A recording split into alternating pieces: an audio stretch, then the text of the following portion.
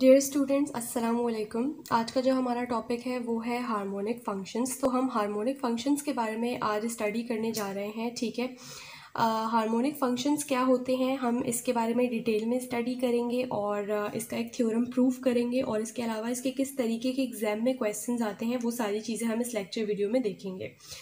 तो इससे पहले अगर आपने मेरे चैनल को सब्सक्राइब नहीं किया है तो काइंडली मेरे चैनल को सब्सक्राइब कर दीजिए और अगर वीडियो आपको पसंद आए तो काइंडली लाइक करिएगा।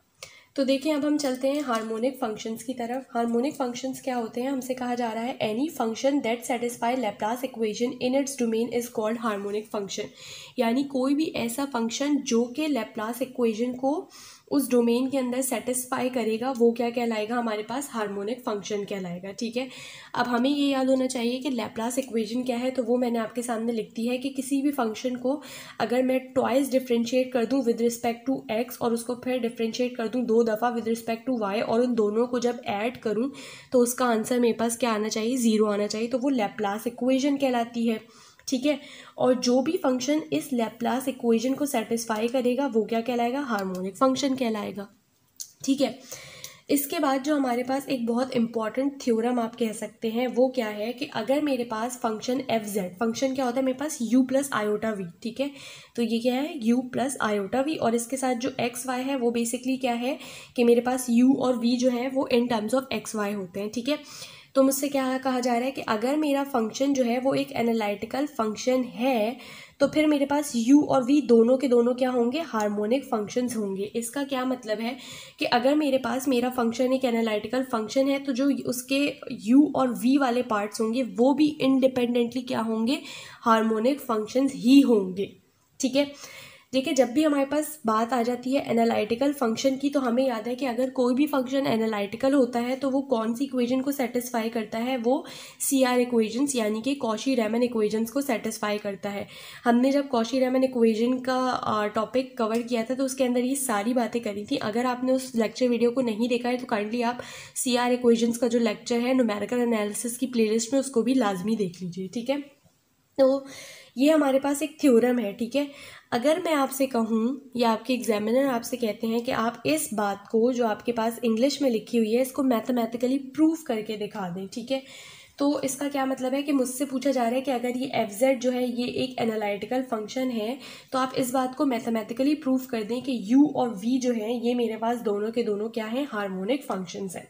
ठीक है, तो हम सबसे पहले कह सकते हैं कि अगर मैं इसको प्रूफ करना स्टार्ट करूँ तो देखें, सबसे पहले मैं कह सकती हूँ कि क्योंकि मेरे पास एफ जेड जो है वो एक एनालिटिकल फंक्शन है तो ऑब्वियसली इसको CR इक्वेशंस को क्या करना चाहिए? सेटिस्फाई करना चाहिए। ठीक है, तो अगर मैं CR इक्वेशंस देखूँ तो मेरे पास जो CR इक्वेशंस थी वो क्या थी?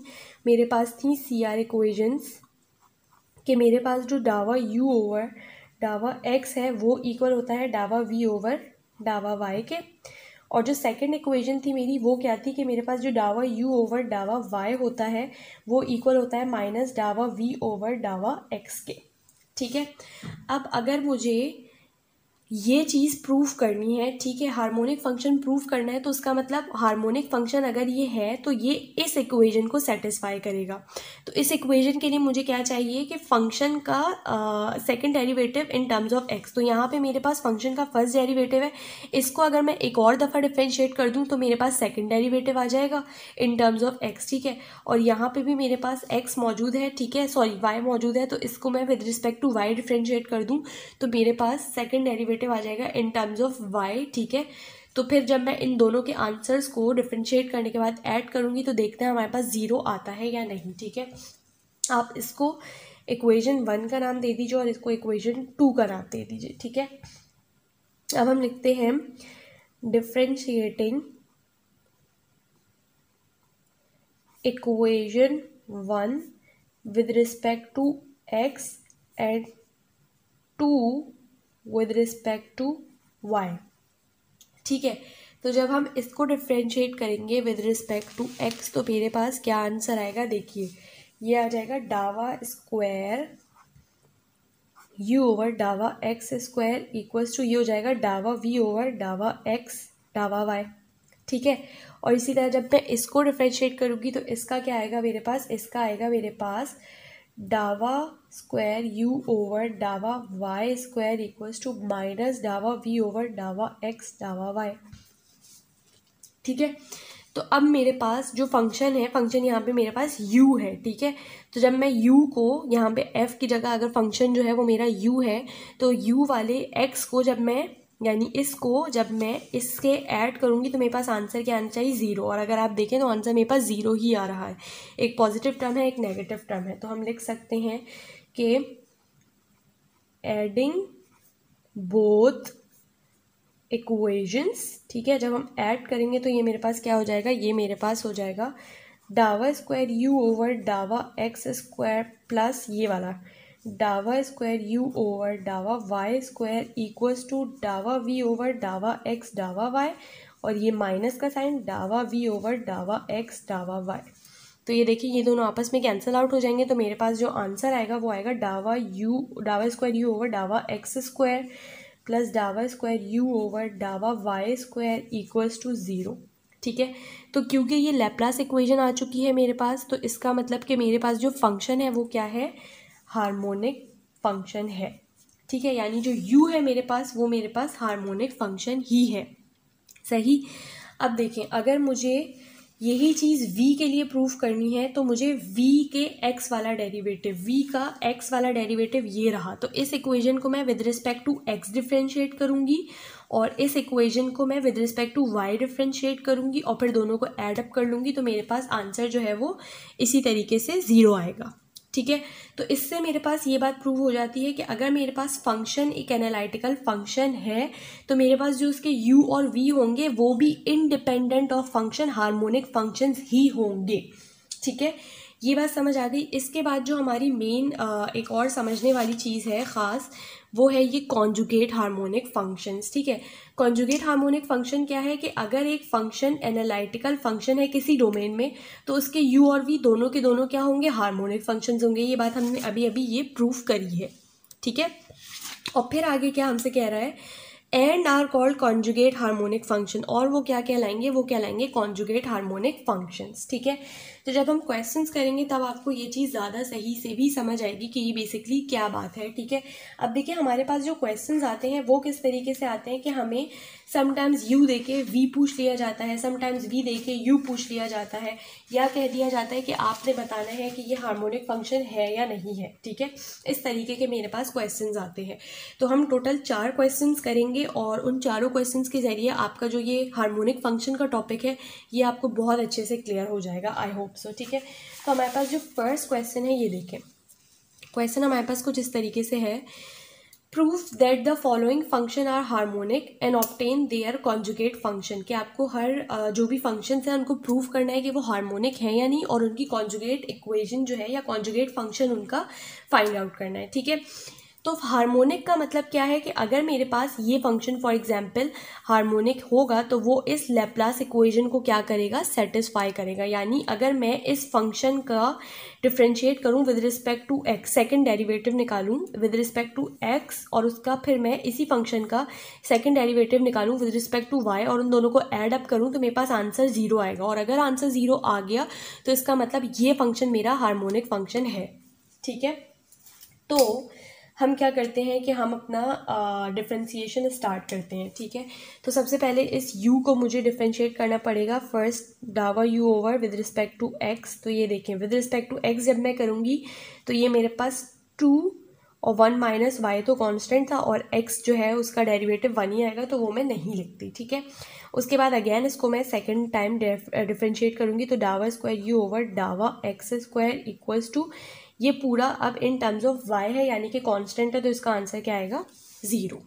ठीक है, अच्छा इसके बाद अब मैं इसी फंक्शन को with respect to y differentiate करती हूँ, तो देखें डावा u ओवर डावा y जो आएगा वो मेरे पास क्या आएगा, यहाँ पे मेरे पास 2x तो कॉमन आ जाएगा। ठीक है, 1 क्योंकि मेरे पास कांस्टेंट है तो उसका डेरिवेटिव 0, माइनस y का डेरिवेटिव होता है -1, तो ये क्या आया, -2x आया।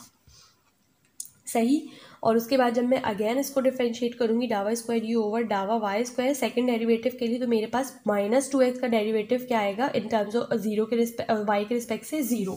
ठीक है।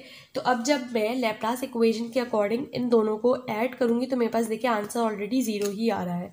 तो हम लिख देते हैं डावा स्क्वायर यू ओवर डावा एक्स स्क्वायर प्लस डावा स्क्वायर यू ओवर डावा वाई स्क्वायर जो है वो मेरे पास 0 आया है। ठीक है, therefore it is harmonic function.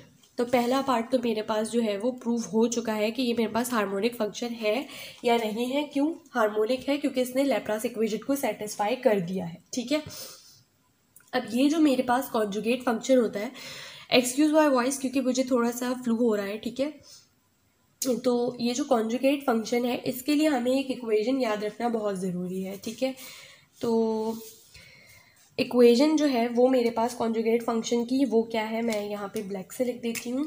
ठीक है, वो होती है d v equals to partial derivative of v over partial x. ठीक है, डी एक्स प्लस डावा वी ओवर डावा वाई डी वाई। ये इक्वेशन आपकी हर उसमें काम आएगी जब भी आप कॉन्जुगेट फंक्शंस फाइंड आउट कर रहे होंगे। ठीक है, तो देखें अगर मेरे पास डावा वी ओवर डावा एक्स आ जाए और डावा वी ओवर डावा वाई आ जाए तो मैं सिंपली इंटीग्रेट करने के बाद वी की वैल्यू निकाल सकती हूँ। कॉन्जुगेट का मतलब ही क्या है कि अगर यू गिवन है तो आप वी फाइंड आउट करें, वी गिवन है तो यू फाइंड आउट करें। ठीक है, तो यहाँ पे अब मेरे पास u गिवन है, मुझे v फाइंड आउट करना है और अगर मेरे पास ये दोनों वैल्यूज़ आ जाए किसी तरह से तो मैं बहुत आराम से क्या फाइंड आउट कर सकती हूँ, इंटीग्रेट करके v फाइंड आउट कर सकती हूँ। तो अब मसला यहाँ पे इन दो वैल्यूज़ का है क्योंकि ये दो वैल्यूज़ तो मेरे पास नहीं मौजूद। ठीक है, लेकिन अगर मुझे अपनी CR इक्वेशंस याद हों तो CR इक्वेशंस हमने अभी अभी लिखी थी। ठीक है, मैं देखती हूँ हमने कहाँ पे लिखी थी, ये रही। अब यहाँ पे आपने थोड़ा सा गौर से देखना है। ठीक है, ये रही मेरी CR इक्वेशंस। देखिए according to this CR equation मेरे पास जो ये डावा v ओवर डावा x है, डावा v ओवर डावा x है, वो इक्वल होता है नेगेटिव ऑफ डावा u ओवर डावा y के। तो अगर मैं इस डावा v ओवर डावा x की जगह डावा u ओवर डावा y की जो भी वैल्यू है इसको नेगेटिव करके लिख दूं तो मेरे पास मसला हल हो जाएगा।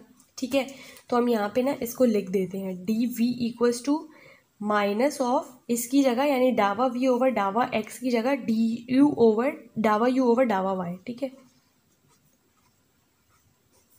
D x as it is plus डावा वी ओवर डावा वाई की जगह अकॉर्डिंग टू CR इक्वेशन में डावा यू ओवर डावा एक्स लिख सकती हूँ। ठीक है, तो यहाँ पे आप लिखते हैं डावा यू ओवर डावा एक्स और ये डी वाई। ठीक है, तो अब देखें मेरे पास डावा u ओवर डावा y की वैल्यू मौजूद है और डावा u ओवर डावा x की भी वैल्यू मौजूद है।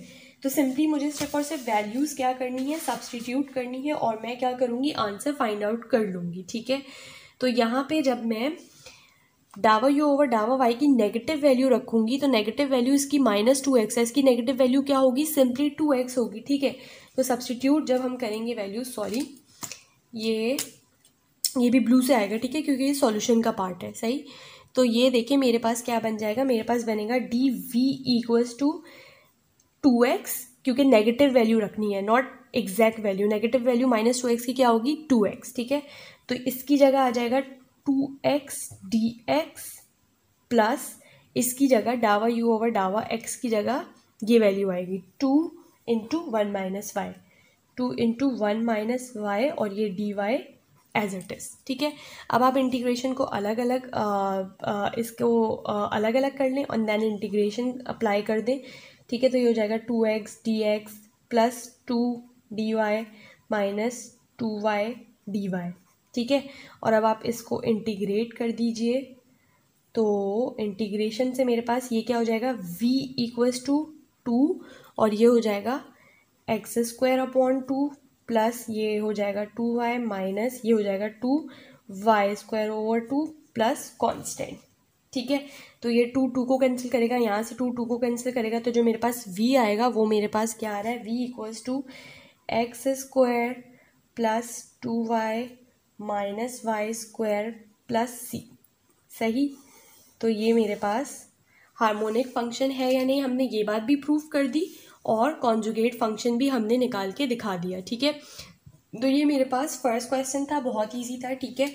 अब मेरे पास जो है वो सेकंड क्वेश्चन की तरफ हम मूव करते हैं। देखिए ये मेरे पास सेकंड क्वेश्चन है, इसमें भी हमें वही सेम चीज़ प्रूव करनी है कि हमें बताना है कि ये एक हार्मोनिक फंक्शन है या नहीं, और फिर इसका कॉन्जुगेट फंक्शन फाइंड आउट करना है। तो हार्मोनिक फंक्शन के लिए हमें u का सेकंड डेरिवेटिव चाहिए होगा विद रिस्पेक्ट टू x, और u का ही सेकंड डेरिवेटिव चाहिए होगा विद रिस्पेक्ट टू y। तो पहला स्टेप तो बहुत आसान होता है हमारा, हार्मोनिक फंक्शन प्रूव करना, ठीक है।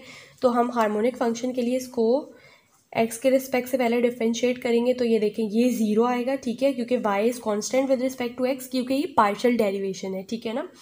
और इसका क्या आ जाएगा, ये आ जाएगा -3y एज इट इज़, और x स्क्वायर का 2x, तो ये क्या हो जाएगा, ये हो जाएगा -6xy। ये किसका आया, डावा u ओवर डावा x का आया है, सही है। फिर अब मैं इसको एक और दफ़ा डिफ्रेंशिएट कर देती हूँ, तो ये हो जाएगा डावा स्क्वायर u ओवर डावा x स्क्वायर का क्या हो जाएगा, -6y, सही है। तो ये हमारे पास x के रिस्पेक्ट से सेकंड डेरिवेटिव आ गया। अब हमें y के रिस्पेक्ट से सेकंड डेरिवेटिव चाहिए, तो ये देखें डावा u ओवर डावा y, तो y क्यूब का डेरिवेटिव क्या होगा, y क्यूब का डेरिवेटिव होगा 3y स्क्वायर माइनस, इसमें 3x स्क्वायर कॉन्स्टेंट है, ठीक है, तो हम उसको पहले लिख लेते हैं 3x स्क्वायर, और इसका डेरिवेटिव 1 आएगा, y का डेरिवेटिव क्या आएगा विद रिस्पेक्ट टू y, 1 ही आएगा, तो हम नहीं लिखते, ठीक है। तो ये मेरे पास फर्स्ट डेरिवेटिव आ गया, ठीक है। अब मुझे अगर सेकंड टाइम इसको डिफरेंशिएट करना है, तो डावा स्क्वायर u ओवर डावा y square equals to 3y square का क्या मेरे पास आएगा, मेरे पास आएगा 6y, और ये माइनस, ये इन टर्म्स ऑफ x है तो ये कांस्टेंट होगा, तो इसका 0 आएगा, तो मैं 0 नहीं लिख रही, सिर्फ ऐसे ही लिख रही हूँ, ठीक है। तो अब जब मैं इन दोनों को ऐड अप करूंगी, तो आपको ऐड करने से दिख रहा है कि ये -6y है, ये 6y है, तो दोनों कैंसिल आउट हो जाएंगे। तो हम लिख सकते हैं कि डावा स्क्वायर u ओवर डावा x स्क्वायर प्लस डावा स्क्वायर u ओवर डावा y स्क्वायर जो है वो, क्योंकि मेरे पास 0 आया है, therefore it is analytical function, क्योंकि इसने हार्मोनिक इक्वेशन को क्या किया है, सेटिस्फाई कर दिया है, ठीक है। अब फिर हमारे पास जब हमें कॉन्जुगेट फंक्शन निकालना है, तो हमें पता है कि कॉन्जुगेट के लिए हमें कौन सी इक्वेशन यूज़ करनी पड़ती है, हमें यूज़ करना पड़ता है dv इक्वल्स टू डावा v ओवर डावा x dx प्लस डावा v ओवर डावा y dy, ठीक है। अब हमें ये वाली चीज़ भी पता है कि हमारे पास डायरेक्ट इनकी वैल्यूज़ नहीं होती, हमें इनकी वैल्यूज़ के लिए कौन सी इक्वेशंस यूज़ करनी पड़ती हैं, CR इक्वेशंस यूज़ करनी पड़ती हैं। And according to CR equation मेरे पास जो ये डावा v ओवर डावा x है वो किसके इक्वल होता है, वो होता है नेगेटिव ऑफ इसके इक्वल, ठीक है, डावा u ओवर डावा y के। और ये जो डावा v ओवर डावा y है वो किसके इक्वल होता है, वो इक्वल होता है डावा u ओवर डावा x के। ये CR इक्वेशंस है, अगर आपको नहीं याद तो मैं आपको एक दफ़ा दोबारा से CR इक्वेशंस दिखा देती हूँ। ये देखें सही कि मेरे पास जो डावा u ओवर डावा x है, यहाँ पे ये रहा, सॉरी डावा v ओवर डावा y है, उसकी जगह मैं क्या सब्सटीट्यूट कर सकती हूँ, डावा u ओवर डावा x की वैल्यू यहाँ पे आ सकती है, ठीक है। और यहाँ पे जो मेरे पास ये डावा v ओवर डावा x है, इसकी जगह मैं नेगेटिव ऑफ डावा u ओवर डावा y सब्सटीट्यूट कर सकती हूँ। और मेरे पास ये वाली जो वैल्यूज़ हैं वो मेरे पास कहाँ पे हैं, ये वाली डावा u ओवर डावा x और डावा u ओवर डावा y की ये रही वैल्यूज़, ठीक है। तो मुझे सिर्फ और सिर्फ सब्सटीट्यूशन करनी होगी। तो जब हम सब्सटीट्यूट करेंगे तो देखिए मेरे पास क्या आएगा, dv इक्वल्स टू, अब ये डावा v ओवर डावा x की जगह कौन सी वैल्यू आएगी मेरे पास, यहाँ पे ये वाली वैल्यू आएगी बट नेगेटिव होके आएगी। तो ये नेगेटिव होगी तो ये क्या हो जाएगी, 3x square minus 3y square, ठीक है। तो हम लिख देते हैं 3x square minus 3y square dx plus, इसकी जगह मेरे पास ये वाली वैल्यू आती है और एज इट इज़ आती है, नेगेटिव होके नहीं आती, ठीक है। तो ये प्लस की जगह ये हो जाएगा, क्योंकि ये -6xy है तो प्लस माइनस माइनस होता है, ठीक है, 6xy और इसके साथ dy, ठीक है। या आप चाहें तो यहाँ पे ऐसे करके ब्रैकेट बना लें फिलहाल, सही है।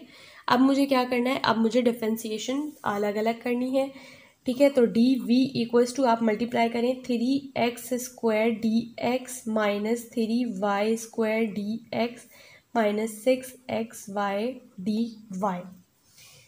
अब देखें जो मेरे पास मसला है वो क्या है कि मेरे पास ये तो एक्स स्क्वायर है और इसको मुझे इसके साथ डी एक्स है, तो ये तो आराम से हो जाएगा, ठीक है। लेकिन ये मेरे पास वाई स्क्वायर है और इसके साथ डी एक्स है, जबकि ये मेरे पास एक्स वाई है और इसके साथ डी वाई है। तो इसका मतलब ये दोनों डायरेक्ट मेरे पास इंटीग्रेट नहीं हो सकते, हमें इसके साथ कुछ ना कुछ आप एक तरह से समझे जुगाड़ करनी पड़ेगी ताकि मेरे पास डिफ्रेंसिएशन ईजी हो जाए। तो उसके लिए हम क्या कर सकते हैं, हम कॉमन लेंगे सबसे पहले। तो ये हो जाएगा 3x² dx as it is, और इसमें से आप -3 को कॉमन ले तो आपके पास बचेगा y² dx plus xy dy, sorry 2xy dy बचेगा, ठीक है। अब अगर मैं इस चीज़ को गौर से देखूं तो ये जो चीज़ है मेरे पास, ये किसके इक्वल है, ये मेरे पास है d of x y square, ठीक है। यानी कि मेरे पास y square as it is derivative of x plus x as it is derivative of y square का डेरिवेटिव क्या होगा, 2y एंड dy, ऐसा ही है। इसको जब आप डिफ्रेंशिएट करेंगे तो आपके पास एग्जैक्टली यही आंसर आएगा, ठीक है, जब आप u इंटू वी लगा के करेंगे। तो इस पूरी चीज़ की जगह मैं ये dxy² लिख सकती हूँ, बिल्कुल लिख सकती हूँ, ठीक है। तो हम लिख देते हैं dv is equals to 3x² dx minus 3 और dy² लिख दें आप, या xy² लिख दें, एक ही बात है, ठीक है। अब इस पूरे को जब मैं इंटीग्रेट करूँगी तो आप यहाँ पे क्या करें, इंटीग्रेशन का साइन लगा लें, ठीक है। तो जब मैं इंटीग्रेशन का साइन लगा दिया और अब मैं इंटीग्रेट करूँगी तो ये हो जाएगा v इक्वल्स टू 3, ये हो जाएगा x³ minus 3xy² plus constant, ठीक है। तो ये 3 को कैंसिल आउट कर देगा, तो जो मेरा v आएगा वो किसके इक्वल आएगा, x³ minus 3xy² plus c यानी कि कांस्टेंट, ठीक है।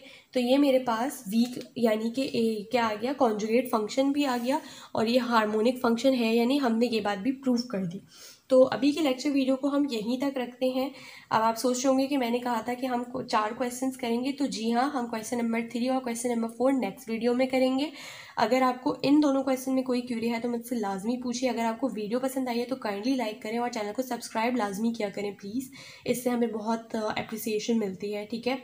तो आई होप आप लोग हार्मोनिक फंक्शन ईजिली यहाँ तक समझ पाए हैं। आगे के जो 2 क्वेश्चंस होंगे वो थोड़े से ट्रिकी होंगे, तो उसके लिए आपने ध्यान देना है।